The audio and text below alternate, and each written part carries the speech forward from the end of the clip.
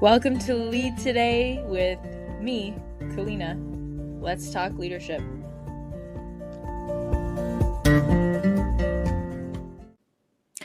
This episode would not be possible without Anchor. It's free and the easiest way to make a podcast. There are creation tools that allow you to record and edit your podcast right from your phone or computer. Anchor will distribute your podcast for you so it can be heard on Spotify, Apple Podcasts, and many more. You can make money from your podcast with no minimum listenership. It's everything you need to make a podcast in one place. So download the free Anchor app or go to anchor.fm to get started. Welcome back. It is always so good to be here with you. It means so much that you listen. If you want to like, subscribe, review, comment on the show, please do so wherever you're listening to this. It does make a huge difference, and I'm just so glad that you're here today. As we head into the holidays, I think everyone starts thinking about their families and their relationships to their loved ones, whether it's family or indirect family, acquaintances, the people that you spend the holidays and quote-unquote family time with. I think it becomes at the forefront of lots of radio stations and news articles. How am I gonna deal with my family? And so this year has been different for me personally, as I am not with my family for the first time. I'm trying to think. I don't think ever in all my travels and all of my life I've spent a Christmas away from home. So it's an interesting holiday season for me this year, and it's definitely led to feelings of isolation and feeling like I don't belong, or maybe I've been forgotten. And that's a tough mind space to be in, right? Like, does anybody care? I'm in this whole other place, and yeah, I'll get a text message or have a phone call, but it doesn't feel the same if we're not together. And I know that depending on where you're living, you might not be getting together for a multitude of reasons. So if it is a time that you're feeling isolated, holiday season or not, I'd really like to talk through a couple things that help me and actually help me outside of family situations. Now, that is not to say I have family situations all worked out. I don't. I have really challenging relationships in my family that I haven't figured out, and that's just, it is what it is for multiple reasons. And I think that everybody's got the aunt, uncle, parent, sibling, child stuff, step parents, step sibling, whatever your family makeup is. It can be really challenging, and I think the holidays just highlights that, but it doesn't mean it goes away after December 25th, right? And so even though it might be at the forefront of your mind, certainly we're looking for ways to navigate this outside of the 1 or 2 week period a year that we're forced, quote unquote, we get involved with our families. So what do I do? Well, this year I'm just not around, so that's one way to circumvent the family challenge stuff. But I think overall, even if you avoid it, you're still going to have those issues. And not even that it matters. I mean, it obviously matters if you have issues with another person. It impacts you both. But I think for our own mental well-being and sanity, it's really important to consider this for ourselves. Because if there's a lack of peace or some sort of unrest or uneasiness in when you think and associate to a certain person, relationship, situation, environment, there's a reason, and I think it changes our experience, and so we have an opportunity there. I do some very interesting work with veterans, so first responders and military, and what I find is most of the times the people that I'm working with are diagnosed with PTSD. I also work with their partners, so their wife or significant other, husband. And I see a very interesting thing happen, a theme that happens there with people who've been diagnosed with PTSD, and it's oftentimes there is a part of themselves that they just want to ignore. And so we do it externally in our family, and we also do it internally, and there's a parallel. So if there's a procrastinator part of yourself, or lazy, you label it that way, or angry, impatient part of yourself, we start seeing that in our external world, right? There's a concept that people are just mirrors to ourselves. So I think it's just an opportunity to do some self-discovery. And so I'd love to do that with you today. So if you are just listening and don't want to take any kind of notes, I totally feel you on that. You can just listen through. If this is something that you want to delve into deeper, I would just invite you now to have whatever note-taking tool you use, whether that is good old pen and paper, journal, or an online tool. But this is really something that you can sort of delve into today for yourself, because we do have different parts. I got exposed to this a few years ago, actually. It's called internal family systems, and they call it transformative psychotherapy.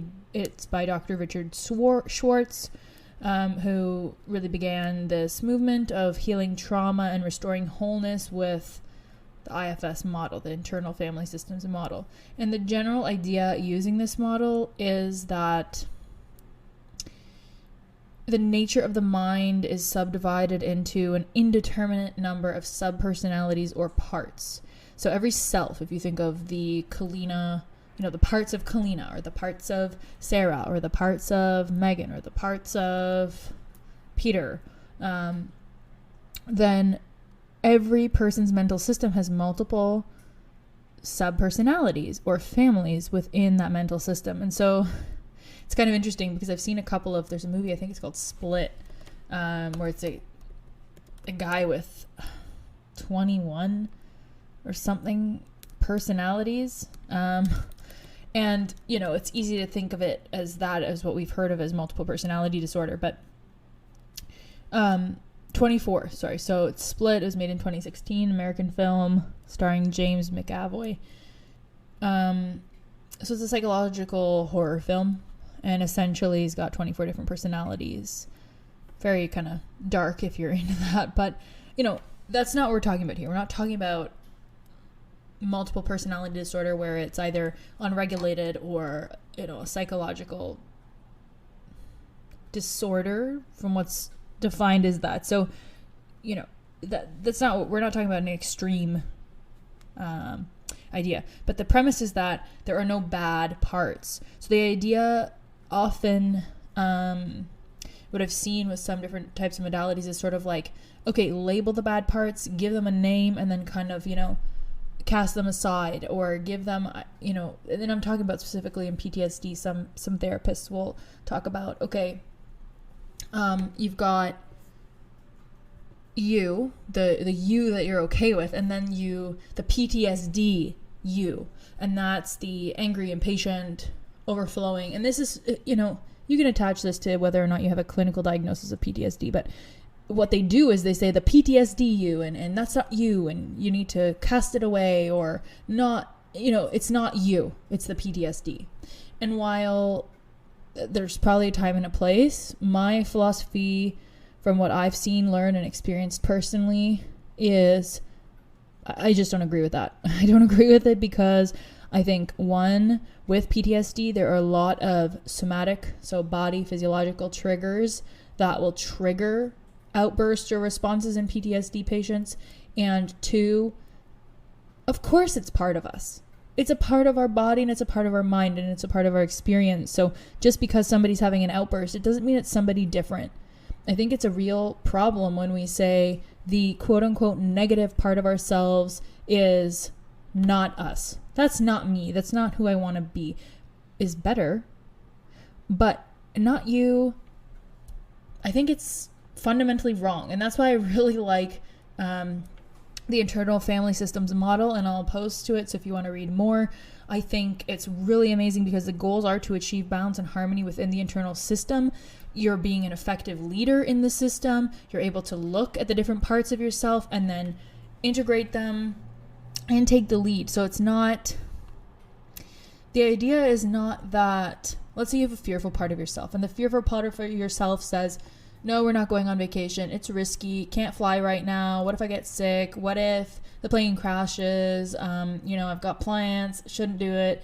When that part of yourself is talking, the fearful part of yourself is talking, if you let that part lead your whole life, that's the kind of life you're going to get. You know the trajectory, right? You're going to stay at home and lock yourself in your room, and that's who's guiding you.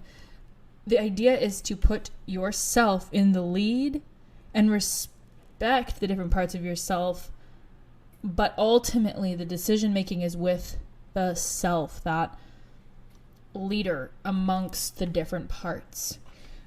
So without making this a whole episode, maybe I love this stuff, so maybe it can be a whole episode in and of itself to delve in further into internal family systems. But I think around the holidays we get triggered because certain people bring out certain parts of ourselves. Either they're the opposite or they are the same way. If you have, if one of your parents is really frugal, that brings out the kind of cheap, frugal part of you, and you spend the whole time over dinner talking about how expensive things are getting and how you're trying to save money, and it brings out that part of you. And then you leave or you are in the situation really feeling like you don't like that part of yourself, and that person was exhibiting that to you, and you fell into letting that part of yourself lead, or you're simply in that feeling of fear or whatever, judging people and gossiping, or being critical, or angry, aggressive and angry. If people start drinking, or they're just angry by nature or impatient, or if they're critical, it all kind of spills over. And that's when we talk about, I don't like the vibe of a place. I don't like being around these people. It's like, well, there are specific things that they're bringing out and bringing to the environment that we don't agree with. So I love internal family systems as a means of really taking a bit of control back, I think. And this is obviously easy for me to say, being far away from my family and not being triggered by all the things that happen that lead me to often feel very frustrated in the holiday season, not included, and having a real chip on my shoulder about a lot of things that go on in my family. Easy for me to sit here and go, just look at the parts of yourself and don't worry about the holiday season. But I think it's an opportunity at the very least. And if you can't catch yourself this holiday season, big deal. Maybe you can learn from it. And that's what I'm trying to say here is look at the things that really bother you about your family, that really piss you off about having to spend a week. Do you find it boring? Are you criticized? Is it not inclusive somehow? Do you feel like you can't be yourself? You've got to kind of put on an act and people please. What is it about the environment that bothers you? Because just saying it's annoying, or I don't want to be there, or I don't like my aunt that shows up, like that's not really enough, I think, to be able to actually uncover and do something about it. And then I also think we can look at the part of ourselves that's kind of guiding this dialogue of, oh, it's a family event, it's going to be a shitty time. Well, okay, why are you saying that? Well, as a kid, it was always this, and this. And so it continues to be, again, whatever, not fun, criticism, annoying, and you can't let those things roll off your shoulder. And I think that's the thing, right? We're not looking for the external to change. We're not looking for the other people to change, because that gives us no control or power whatsoever. But we are looking for our responses and the way we show up to the table to change, because in my experience so far, it's very difficult for somebody to be critical, judgmental, go down an hour-long tirade of what's wrong with you if you simply won't engage with that. If you set a boundary there, which is hard, obviously, if you're in a certain pattern with people. But that is the opportunity to say, these are the things that happen in the holiday season that I'm really not okay with. And I'm really not willing to go down that road with you today. I want to have a good time here, and this is not conducive to that. So we either stop and redirect, or I'm going to have to leave. And I think that can be met with a lot of resistance. If you, and you're not threatening, the idea is not to threaten and just lay down crazy claims. The idea is to hold true to whatever values and set of standards that you are living by throughout the year on your own when you're not with your parents or family. It's to continue to live by them and not get sucked back into old patterns that family environments can so easily bring to the surface. So even if spending time with your family, and maybe you're not listening to this at Christmas, maybe this is just you go visit your family every Sunday, or you still live with your family, or whenever you go visit, Similar deal, right? And if you have this list of, look, they're super critical, they're super judgmental, they don't agree with what I do in all areas of my life or some areas of my life, the opportunity is, okay, what part of myself agrees with them? That's a tough one. When someone's critical of you and they touch upon, that's why things bother us, obviously, right? They touch upon a nerve that we have, that deep-rooted fear. The fear in ourselves says, damn it, Mom, that's what I've been worried about the whole time. Now you're bringing it up. You're putting salt on a wound. Ouch. Stop it. You're annoying me. But it's because they've touched on something that's already within the fearful part of you. So let's look at the fearful part of you, so that if somebody says something, they're not catching you off guard. You know that those are your sensitive spots. You know, like if you want to even pause the podcast right now and just write, what are the things you're afraid of? Are you worried about money right now? Are you worried about your marriage, your relationship, your dating life? Are you single and it's like, God, don't talk to me about this. This is a sore spot. Are you worried about your spirituality? Are you worried about your job, different maybe from money? Like, what are your health, your physical appearance? Do they come at you with body stuff? You're eating enough, you're not eating enough, like you gained weight, you're looking good. Like, do you wait for them to give you that affirmation? What are those main areas? Let's say body, mind, spirit, or money, like career, physical, relationships, however you want to kind of segment your life. What are you afraid of? What's that fearful part of you saying? Because if you can get a hold of, and I don't mean that fear goes away, but if you at least know the things that you're insecure about. Oh, I really want to be an overachiever, but actually I just got fired, or I didn't get the promotion, or I didn't finish the thing I was supposed to finish. I am not making the money I want to be making, whatever. People, when they touch upon those things, you're going to lose it, and you're going to lose it on them, but really it's about you. So if you can get clear on what your fears are, I think that's a very good first step in actually changing your life down the road as well. And by down the road, I mean when you think it through further, because if you're clear on, okay, I'm worried about money, I'm worried about my relationship, and here's why. So not just broad categories, but here's why, and what specifically is worrying you in those arenas. That's when you can actually start to do something about those fears rather than just running around with them on repeat. There's a very interesting concept around cognitive distortions, and we really are in a very autopilot, habituated way of thinking that doesn't serve us at all when it comes to the person we want to be, or the part of us, if we go with this theme of IFS, internal family systems, the part of us that we want to, which is the self, that aggregation of all the parts of ourselves that regulates what we do, that leads us, that part is being led by the fear, by the worry, rather than the confident part of us. So Max just came to say hello. My lovely dog is here with me now. He was barking, so I think he's loving what we're talking about. So I think the opportunity here is, if you're going into a situation knowing your soft spots very clearly, you've written it out, or you've thought it through, whatever, if you're recently broken up with someone, or whatever those sore spots are, that, hey, I haven't found a job yet, I'm feeling insecure about this or that, you can, if someone comes to you and brings that up to you, or, you feel left out, you don't feel like you belong, whatever these things are, you can do something about it when you're in the scenario.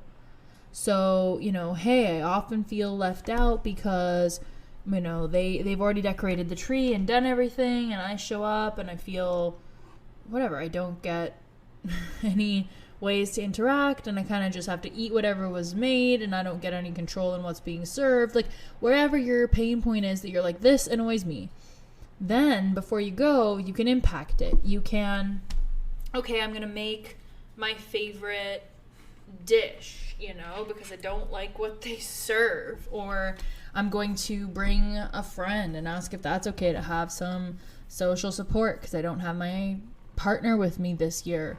And I want somebody that I know is on my team.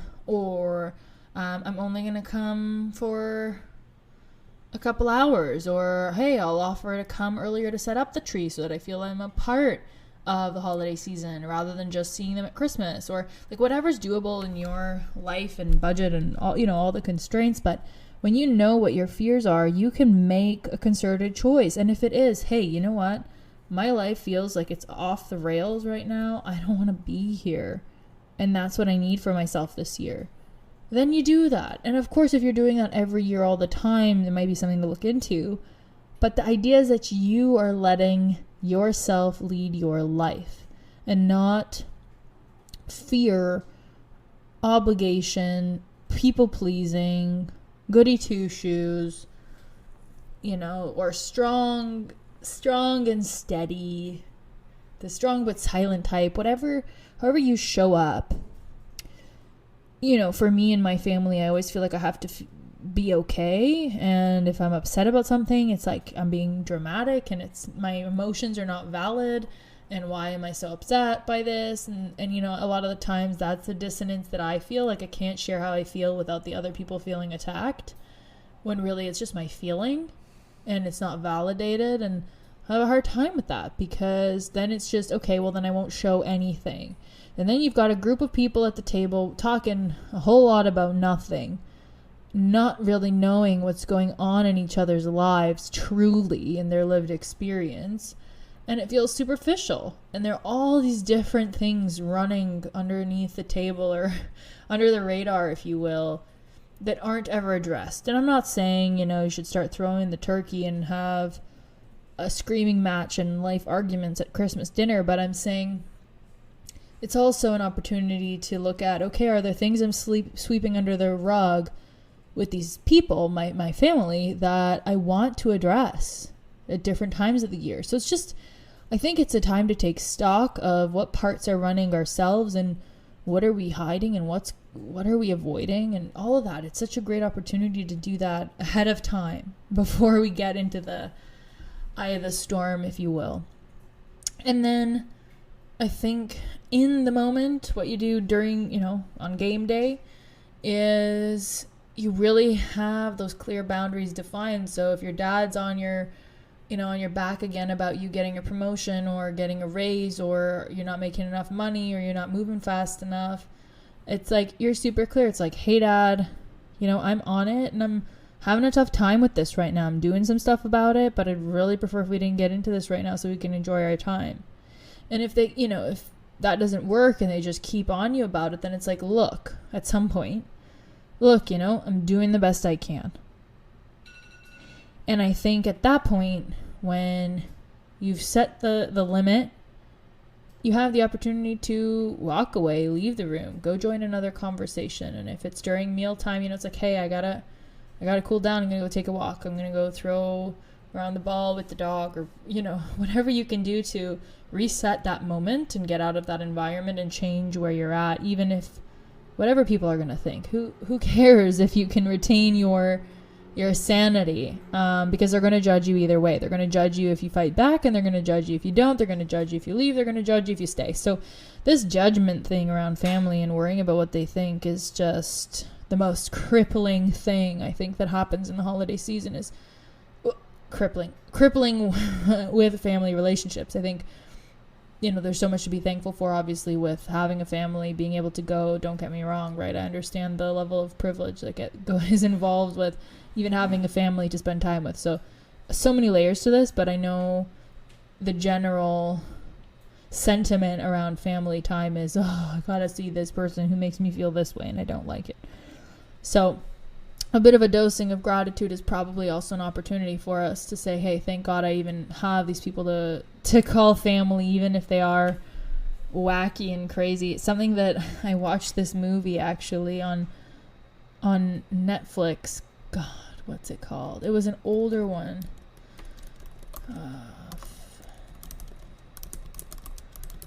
It is, I believe, so Jodie Foster, who I love. Jodie Foster directed it. It's called Home for the Holidays from 1995. Oldie but a goodie. Essentially, it's exactly this encapsulated in a movie, where you are this woman goes home for the holidays and it's just an absolute mess. So if you're looking for a good a good movie to represent this, but it's for Thanksgiving that she's going home, but same sentiment of like, oh my god, I gotta face my family. So if you're looking for a lighthearted thing to watch, that's a really good one that I love. But overall, I think that the strategy here is getting really clear on those hang-ups that you have ahead of time, and then 2, really making a game plan for what if I am too uncomfortable, what is my escape plan, are the 2 real steps here. Like setting yourself up for success. What do I need to show up here? What am I worried about? What are some buffers that I can have with people that make me uncomfortable, physical or kind of conversational buffers? And then, really getting out when you need to get out, right? So if you decide, hey, I never feel included, so I'm going to go and help decorate the tree, and I'm going to prepare some side dish, and I'm also going to help set up the house before everybody arrives, and that's going to be my contribution. I'm good with that. They might not be. It might be too much or too little, but this is what I have decided I'm good with based on, what I've reasoned, and this is what I'm willing to show up with. And so you go and you do that, and you feel good about it in yourself. And then if there's criticism, you feel good. So there's no poking holes in what you've done. There's no guilt. There's no shame, because you know that you made this call on how you're going to interact that you feel aligned with. So that's how I say you deal with your family all the time. Not foolproof, still going to be messy, but feels a hell of a lot better when you're on your own side and you know where you're coming from. So I hope you enjoy the holidays and every day that you get with your family, because at the end of the day, we are very lucky to have them. And I'll talk to you in the next episode when it comes to starting up and closing chapters of your life. I know we do it during New Year's, but really we have a chance to do this every single day. So see you in the next episode on how to handle beginnings and endings.